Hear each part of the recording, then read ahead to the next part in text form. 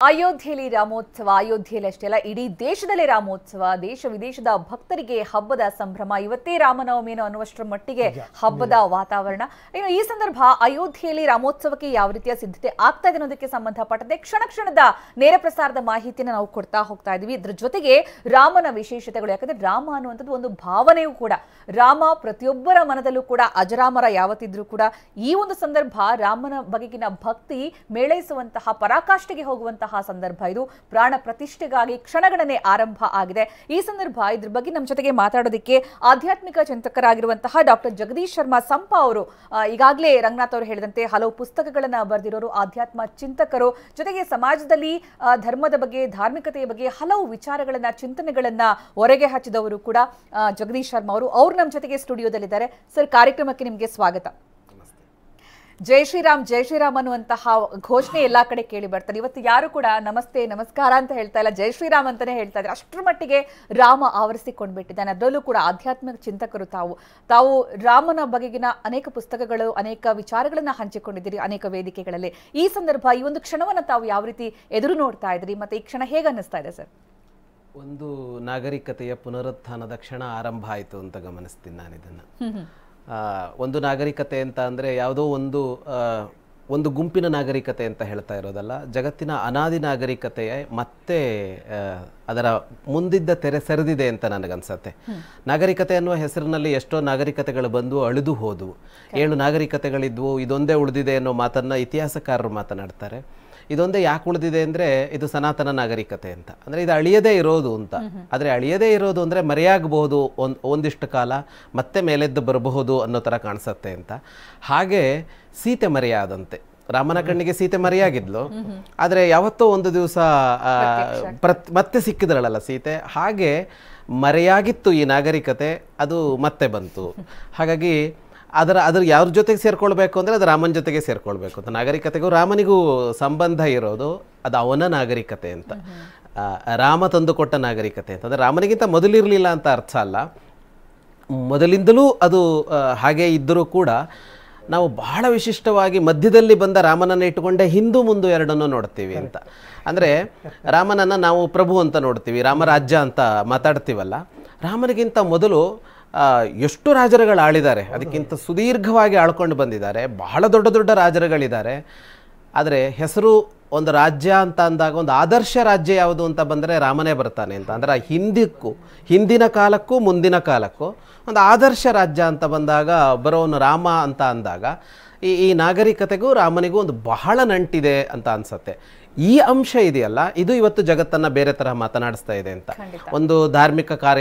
ಕಾರಣಕ್ಕಾಗಿಯೋ ಇನ್ಯಾವುದೊಂದು ಕಾರಣಕ್ಕಾಗಿಯೋ ಅವನು ನಮ್ಮವನು ಅನ್ನುವ ಅಭಿಮಾನಕ್ಕಾಗಿಯೋ ಅಲ್ಲ ಈಗ ಆಗ್ತಾ ಇರೋದು ಅಂತ ಹಾಗೆ ಅಂತ ಆಗಿದ್ರೆ ನನಗೆ ಭಾಳ ಆಶ್ಚರ್ಯ ಆಗ್ತಾ ಇದ್ದಿದ್ದೇನೆಂದರೆ ನಾನು ನಿಮ್ಮ TV9 ಸ್ಟುಡಿಯೋಕ್ಕೆ ಬಂದಾಗ ನನಗೆ ಪ್ರಾಣ ಪ್ರತಿಷ್ಠೆ ಇಲ್ಲ ಆಗ್ತಾ ಇದೆಯಾ ಅಯೋಧ್ಯೆ ಇಲ್ಲ ಅಂತ ಅನುಮಾನ ಆಯಿತು ನಿಮ್ಮ ಸ್ಟುಡಿಯೋ ಒಳಗಡೆ ಸಿದ್ಧತೆ ಬೆಂಗಳೂರಲ್ಲಿ ನಿನ್ನೆಯಿಂದ ನೋಡ್ತಾ ಇದ್ದರೆ ಇದು ಎಲ್ಲ ಆಗ್ತಾ ಇದೆ ಅಂತ ಇದು ಜಯನಗರದಲ್ಲ ಪ್ರತಿಷ್ಠೆ ವಿಜಯನಗರದಲ್ಲಿ ಪ್ರತಿಷ್ಠೆ ಆಗ್ತಾ ಇದೆಯಾ ಅನ್ನೋ ತರಹದಲ್ಲಿ ಊರು ಸಿಂಗಾರಗೊಂಡಿದೆ ಬಹಳ ಒಳ್ಳೆ ಮಾತನ್ನು ಹೇಳಿದ್ರಿ ನೀವು ಏನಂದ್ರೆ ನಾವು ಪುರಾಣಗಳನ್ನು ಒಂದು ರೀತಿಯಲ್ಲಿ ನೋಡ್ತೀವಿ ಸ್ಥಳ ಪುರಾಣಗಳಿದೆಯಲ್ಲ ಆ ಸ್ಥಳ ಪುರಾಣಗಳಿಂದ ಬಹುಶಃ ಏನು ಅಂತಂದ್ರೆ ಈ ನಮ್ಮ ಸಂಸ್ಕೃತಿ ಉಳ್ಕೊಂಡಿದೆ ಅಂತ ನಾನು ಭಾವಿಸ್ತೀನಿ ಹಿಂಗಾಗಿ ಏನು ಅಂದ್ರೆ ಎಲ್ಲೋ ನಡೆಯುವಂತ ಪೂಜೆ ನಮ್ಮ ಮನೆಯಲ್ಲೇ ನಡೀತಾ ಇದೆ ನಮ್ಮ ಕೇರಿನಲ್ಲೇ ನಡೀತಾ ಇದೆ ನಮ್ಮ ಏರಿಯಾದಲ್ಲಿ ನಡೀತಾ ಇದೆ ನಮ್ಮ ಊರಿನಲ್ಲಿ ನಡೀತಿದೆ ಅನ್ನುವಂತ ಒಂದು ಭಾವನೆ ನಿಮ್ಮ ಜೊತೆಗೆ ಇನ್ನಷ್ಟು ಸಂಗತಿಗಳನ್ನು ಚರ್ಚೆ ಮಾಡ್ತೀವಿ ಬಹಳಷ್ಟು ವಿಚಾರಗಳನ್ನು ಮಾತಾಡೋದಿದೆ ಹೇಗೆ ರಾಮ ಭಾರತದ ಅಸ್ಮಿತೆಯಾದ ಅನ್ನುವಂಥದ್ದು ಇದೆಯಲ್ಲ ಜೊತೆಗೆ ಏನಂದ್ರೆ ಎಲ್ಲ ಕಡೆಗೂ ಕೂಡ ಸಂಭ್ರಮ ಸಡಗರ ಜೊತೆಗೆ ನಮ್ಮ ಮೊಬೈಲ್ ನೋಡುವಂತ ಸಂದರ್ಭದಲ್ಲೂ ಕೂಡ ಯಾವ್ದಾದ್ರು ಈ ದೀಪಾವಳಿ ಹಬ್ಬಕ್ಕೆ ಯುಗಾದಿ ಹಬ್ಬಕ್ಕೆ ಯಾವ ರೀತಿ ಮೆಸೇಜ್ಗಳು ಬರ್ತಾವಲ್ಲ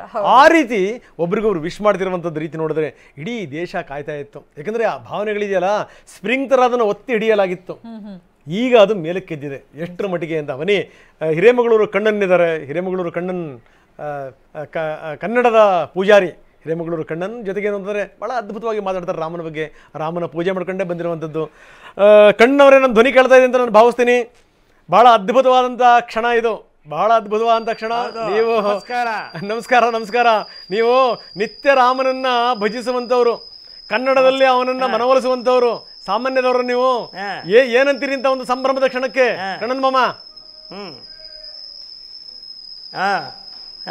ರಂಗನಾಥ್ ಮಾಮ ಬಹಳ ಸಂತೋಷ. ನೀವು ಕೇಳಿದಂತ ಸಂಭ್ರಮ ಅನ್ನೋ ಪದವೇ ಕನ್ನಡದಲ್ಲಿ ಒಂದು ಸಂಭ್ರಮತೆಯನ್ನು ಕೊಡುತ್ತೆ.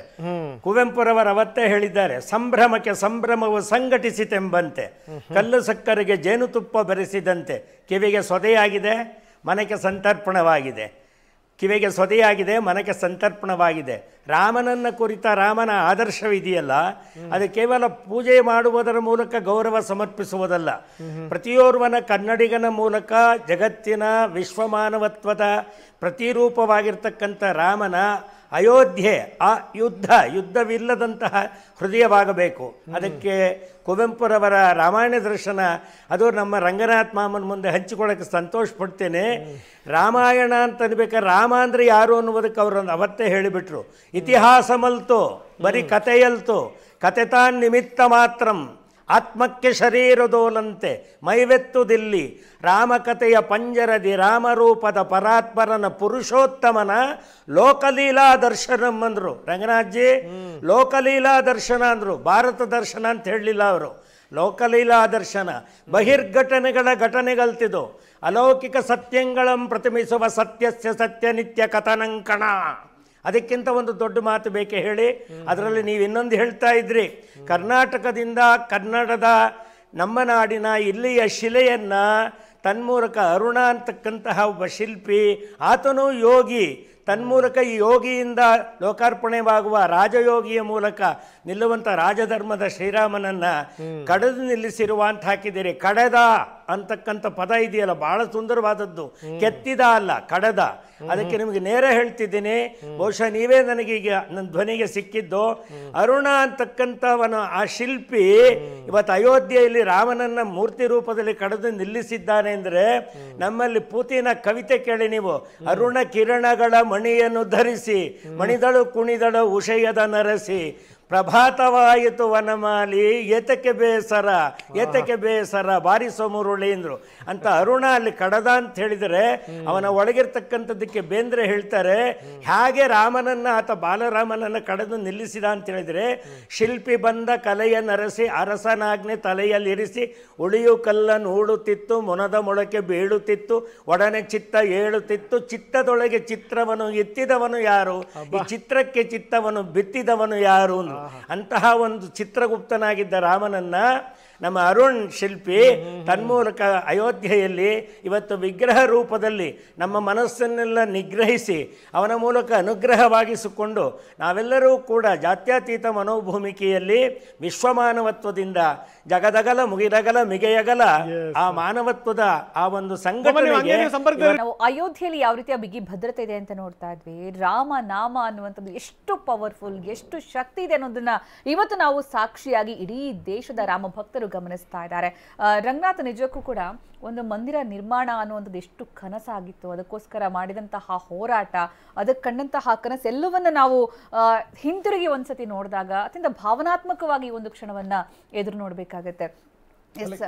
ಇದೆಲ್ಲದರ ಜೊತೆಗೆ ಏನ್ ಬೇಕಾದ್ರೂ ಹಿಮ್ಮೆಟ್ಟಿಸಿರ್ಬೋದು, ಆದ್ರೆ ಆ ಭಾವನೆ ಇದೆಯಲ್ಲ, ಆ ಭಾವನೆಯನ್ನ ಬೇರಿಂದ ಮನಸ್ಸಿನ ಬೇರಿಂದ ಕಿತ್ತು ಬಿಸಾಕ ಆಗಲೇ ಇಲ್ಲ ಅಂತ, ಇದು ಬಹಳ ಗಮನಿಸಬೇಕಾದಂಥ ಸಂಗತಿ. ಆಗಲ್ಲ ನಾವು ಹೇಳ್ತಾ ಇದ್ವಿ, ನಾವು ಈ ಬೇರೆ ಬೇರೆ ಎಲ್ಲವೂ ಕೂಡ ಹೆಂಗೆ ನಾಶವಾದವು ಬೇರೆ ಬೇರೆ ರಾಷ್ಟ್ರಗಳಲ್ಲಿ ನಾವು ನೋಡ್ತಾ ಇದ್ವಿ, ಎಷ್ಟರ ಮಟ್ಟಿಗೆ ನಾಗರಿಕತೆನೇ ಹೊರಟೋಯ್ತು ಅಂತ. ಆದರೆ ಭಾರತದಲ್ಲಿ ಅದು ಇನ್ನೂ ಕೂಡ ಹಚ್ಚ ಹಸಿರಾಗಿದೆ ಅಂತಂದ್ರೆ ಅದಕ್ಕೆ ಕಾರಣ ಇದೇನೆ. ಏನಂತೀರಿ ಸಂಪವ್ರೆ? ಖಂಡಿತವಾಗಿ ಹೌದು, ನನಗೆ ಅದೇ ಅನ್ನಿಸ್ತಾ ಇತ್ತು. 500 ವರ್ಷ ಈ ಟೆಂಪರ್ ಉಳಿಸ್ಕೊಂಡಿದ್ದು ಎಷ್ಟು ಕಷ್ಟದ್ದು ಅಂತ, ಎಷ್ಟು ತಲೆಮಾರು ಕಳೀತು. ಈ ತಲೆಮಾರಿಂದ ಈ ತಲೆಮಾರಿಗೆ ಅಷ್ಟೇ ಭಾವ ದಾಟಿದ್ದಿದೆಯಲ್ಲ, ಉಳಿಸ್ಕೊಳ್ಬೇಕು ಅಂತ. ಪ್ರಾಯಶಃ ಈ ಅಯೋಧ್ಯೆಗಾಗಿ ನಡೆದಷ್ಟು ಸುದೀರ್ಘವಾದ ಒಂದು ದೇವಸ್ಥಾನಕ್ಕಾಗಿ ನಡೆದ ಹೋರಾಟ ಇನ್ನೊಂದಿರಲಾರದು ಅನ್ನುವಷ್ಟು ಅಂತ. ಅಯೋಧ್ಯೆ ಯಾಕಿಷ್ಟು ಮುಖ್ಯ ಆಗ್ತಾ ಇದೆ ಭಾರತದವರಿಗೆ ಅಂತ ಒಂದು ಪ್ರಶ್ನೆ ಕೇಳ್ಕೊಂಡ್ರೆ ಅದೇ ಆಶ್ಚರ್ಯ ಅಂತ ಅನ್ಸತ್ತೆ ಅಂತ. ಆ ಒಂದೇ ಜಾಗದಲ್ಲಿ ರಾಮ ಮಂದಿರ ಬರಬೇಕು ಅಂತ 500 ವರ್ಷ ಹೋರಾಟ ಮಾಡಿದ್ದಾರೆ.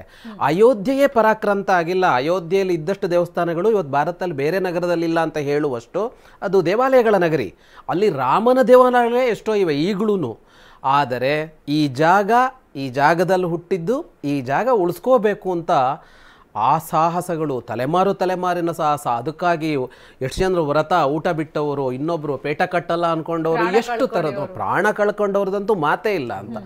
ಮೊನ್ನೆವರೆಗೂ ಅಂತ, ಮೊನ್ನೆ ಕರಸೇವಕರು ಪ್ರಾಣ ತ್ಯಾಗ ಮಾಡುವವರೆಗೂ ಮಾತೇ ಇಲ್ಲ ಅಂತ.